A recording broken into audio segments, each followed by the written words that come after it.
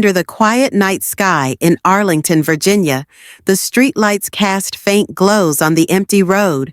Sarah Porter drove her sleek black SUV slowly through the residential area, gripping the steering wheel with both hands, her sharp eyes focused ahead. It had been a long day, and all she wanted was to get home and enjoy a peaceful night. But that peace was quickly shattered when the flashing red and blue lights behind her cut through the darkness like a warning bell.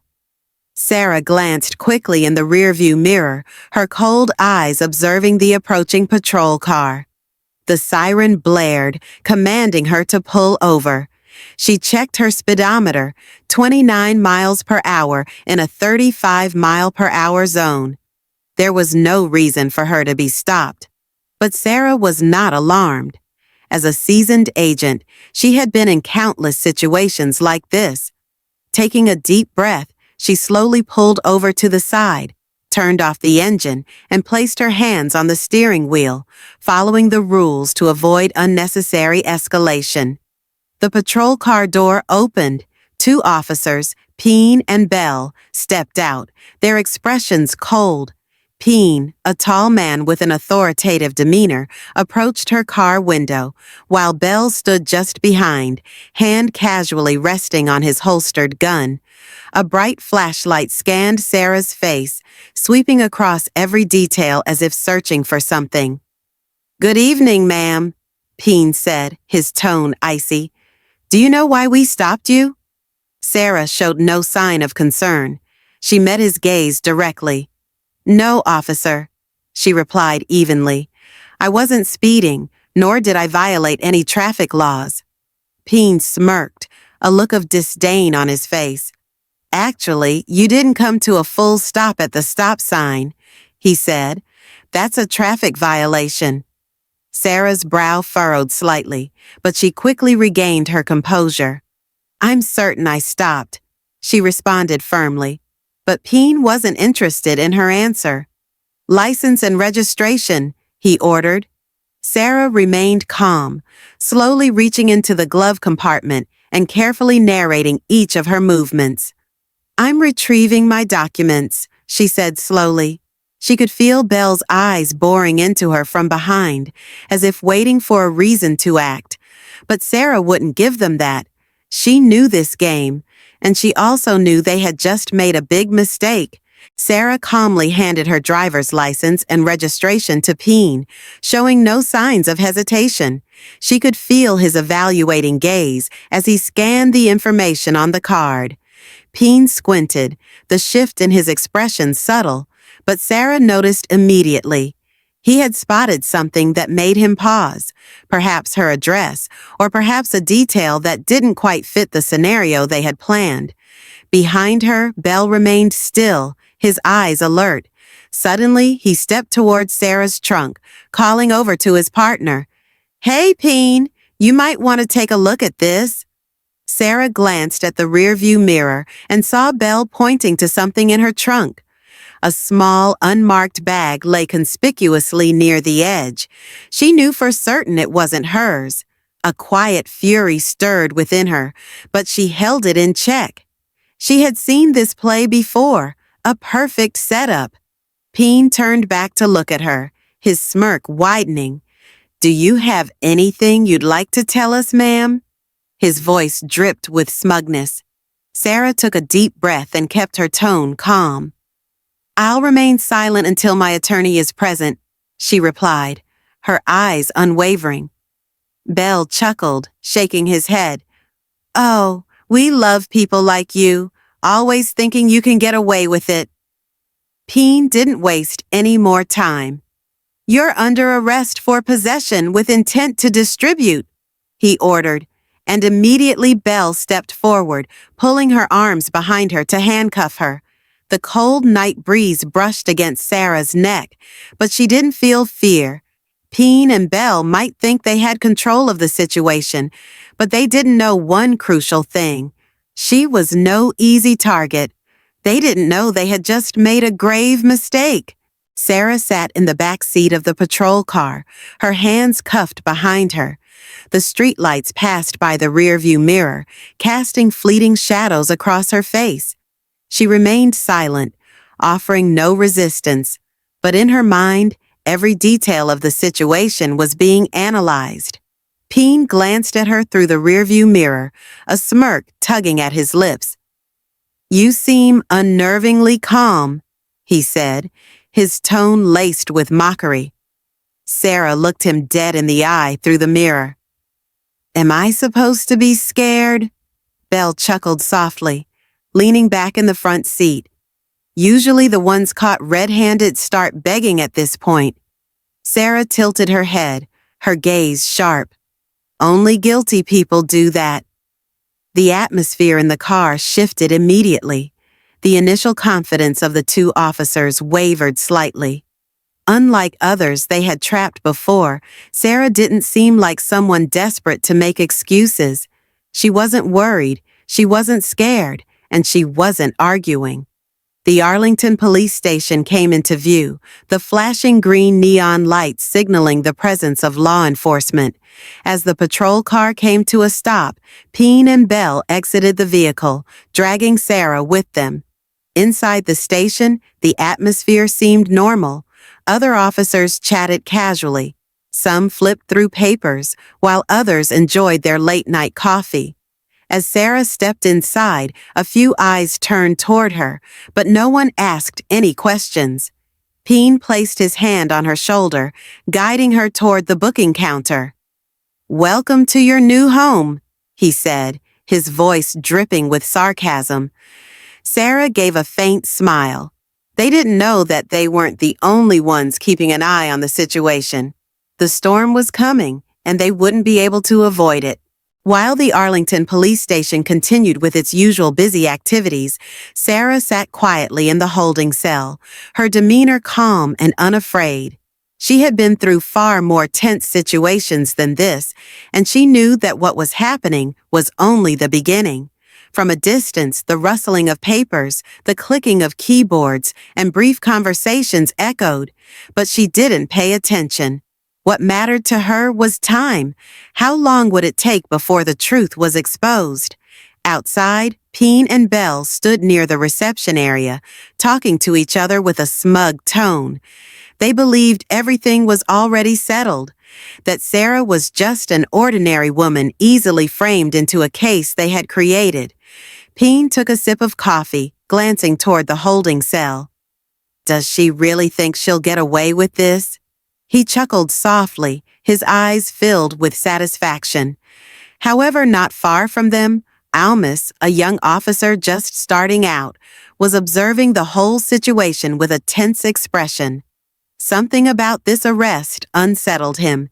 He remembered how Sarah had remained calm from start to finish, showing no panic, no arguments. She wasn't like anyone he had ever seen being arrested before. An instinctive feeling urged Almus to open the case file on the computer. He quickly skimmed through the report from Peen and Belle, but something didn't sit right.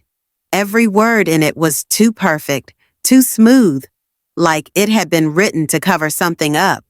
His gut told him there was something wrong here. In the holding cell, Sarah glanced down the hallway, her sharp eyes catching Almus frowning at the screen. A faint smile flickered on her lips. Everything was going according to plan. Almus sat in front of the computer screen, his eyes scanning the lines of text in the arrest report for Sarah. Everything seemed too neat, too logical, but that was exactly the problem. A sense of unease crept into his mind, urging him to dig deeper. He accessed the station's internal database, searching for past cases linked to Peen and Belle. Within minutes, a suspicious pattern began to emerge.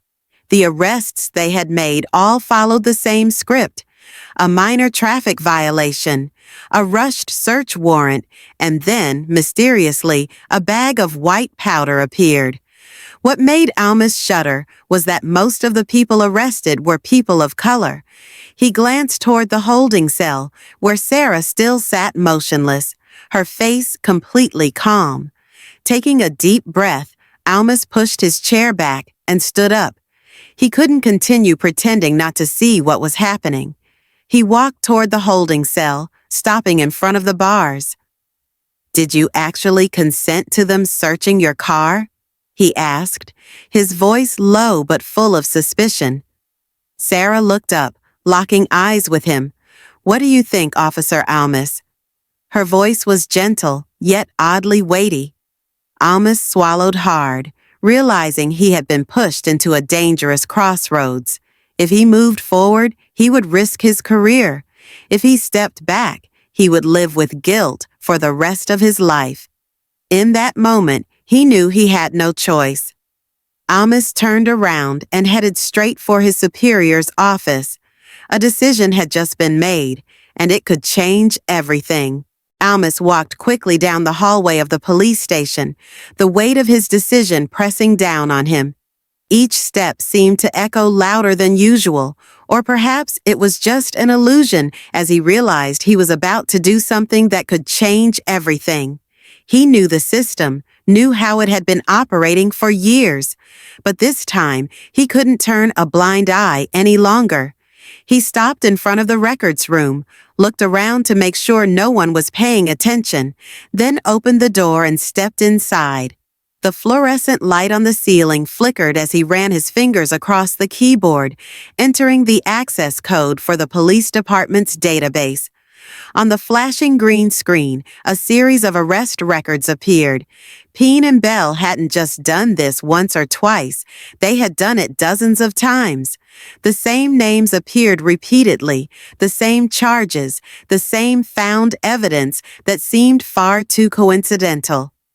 Almas pulled his chair closer, feeling his heart race. He flipped through each report, each written statement, and every body camera recording from the officers.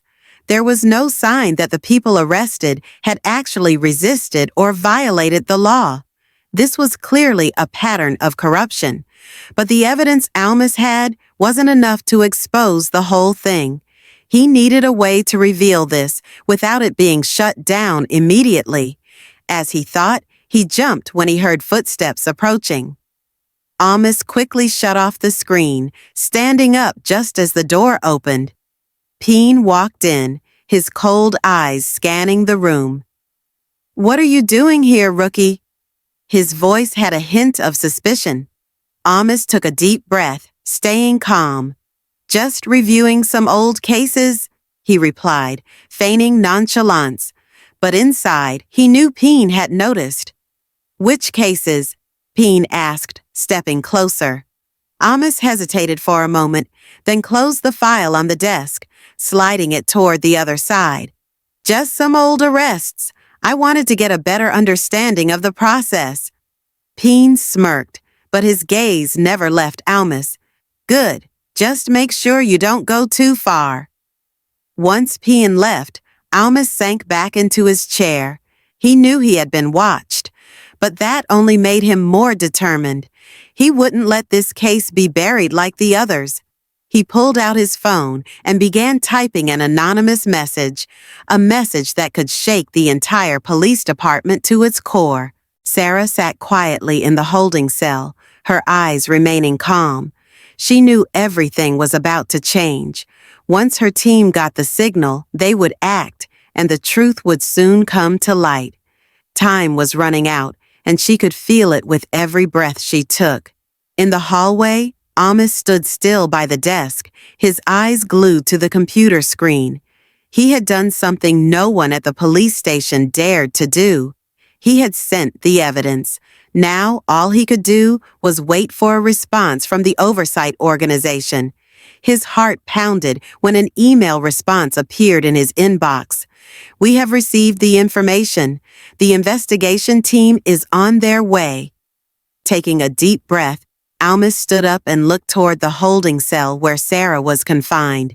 He caught her gaze through the bars. No words were needed, but they both understood that the storm was coming. On the other side of the police station, Peen and Bell were completely unaware of what was happening. They were comfortably drinking coffee in the break room, exchanging jokes as if everything was still under their control. She's probably sitting there wondering what mistake she made. Bell laughed loudly, leaning back in his chair. It doesn't matter. Peen replied with a shrug. She's just another drug dealer. No one cares.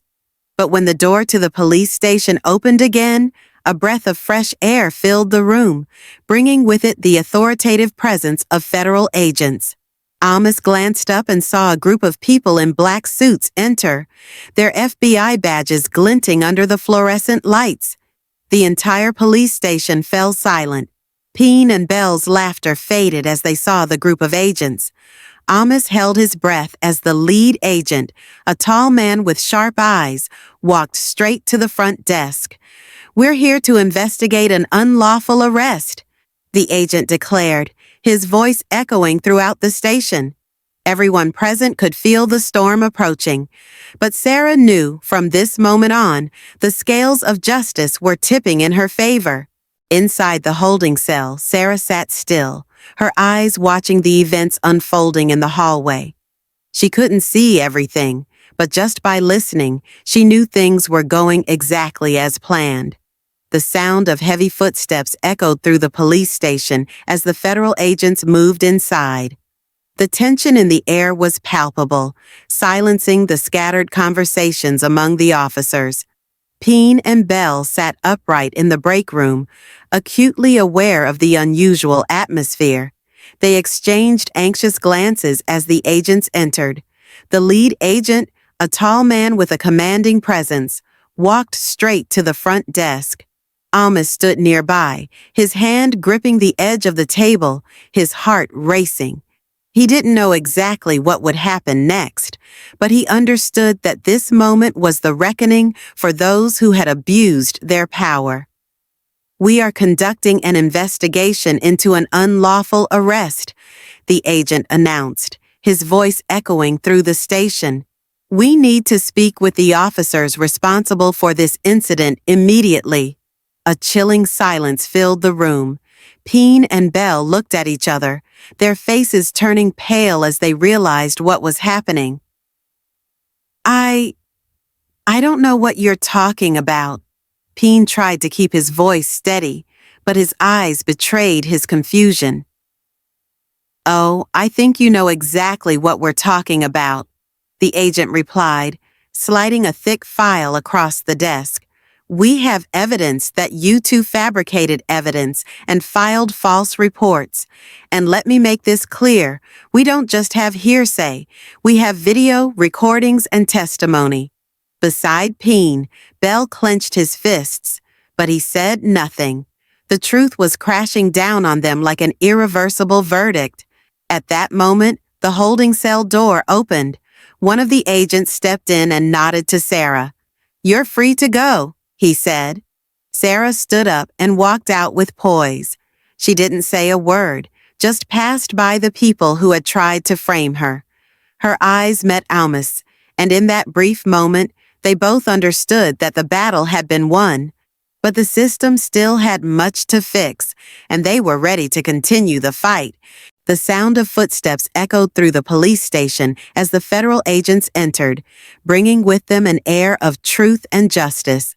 The entire station seemed to hold its breath, with furtive glances exchanged, some officers avoiding eye contact, others trying to act nonchalant.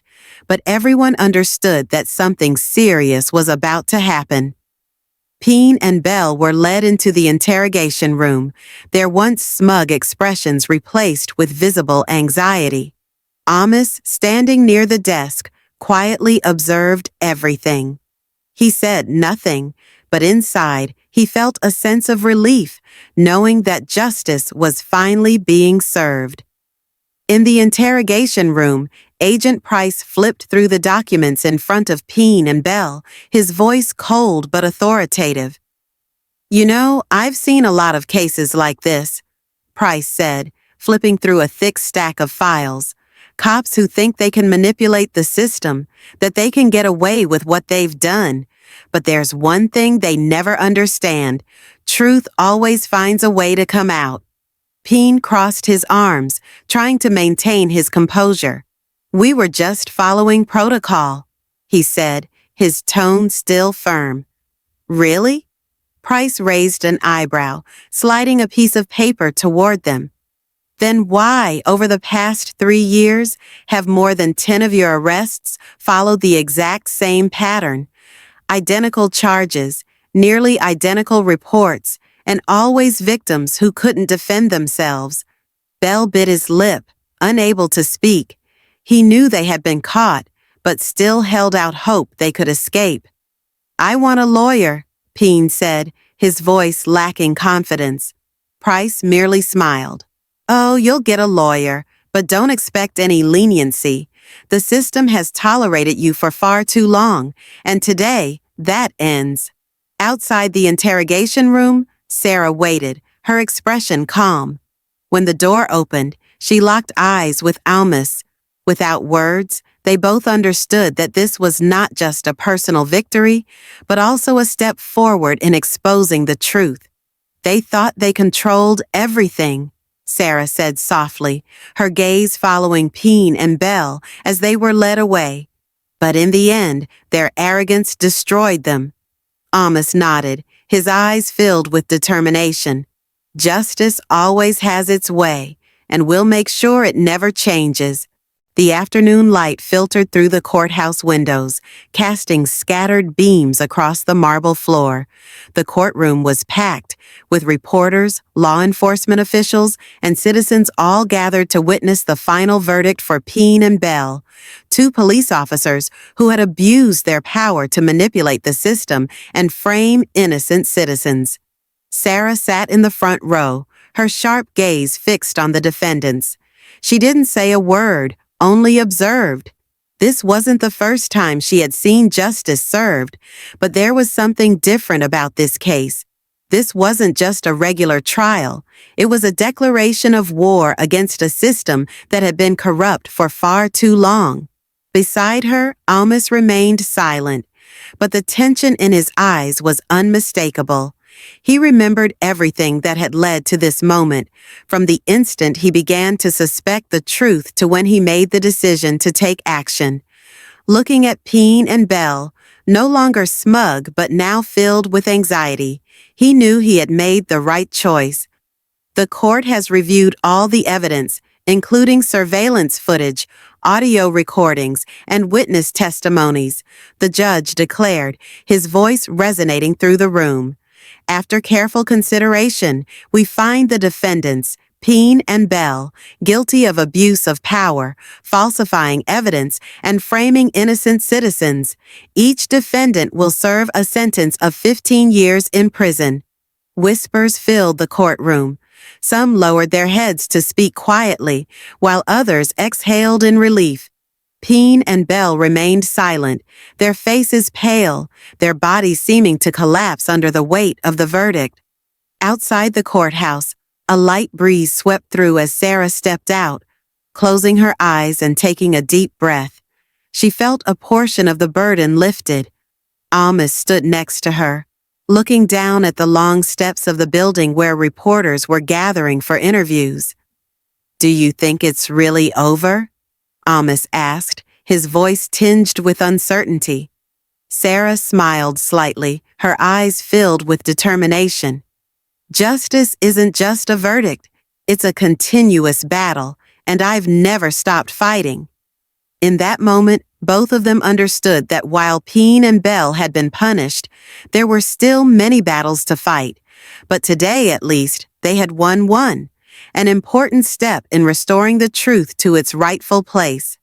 The story of Sarah, Almus, and the truth that was exposed is not just about a single case, but a powerful reminder of the value of justice and courage. In a system filled with corruption and abusers of power like Peen and Bell, people like Sarah proved that the truth may be temporarily hidden, but it will ultimately find a way to emerge. Almus, once a hesitant officer, stood up against injustice, showing that even ordinary people can make a difference when they decide to do what's right. The most important lesson from this story is that justice doesn't come naturally.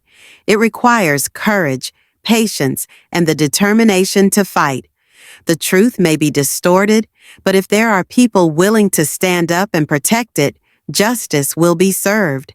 It also serves as a warning that power cannot be used as a tool to oppress the weak, and those who abuse it will ultimately pay the price. In the end, the story reminds us that in every situation, silence in the face of injustice is complicit with wrong. And if we want a fairer world, we cannot just stand by. Thank you for watching. If you found this video interesting or enjoyable, please show your support by giving it a thumbs up. It really helps the channel grow and reach more amazing viewers like you. Don't forget to hit that subscribe button and turn on the notification bell so you never miss out on our future uploads. Your support means the world to us and keeps us motivated to create even better content for you.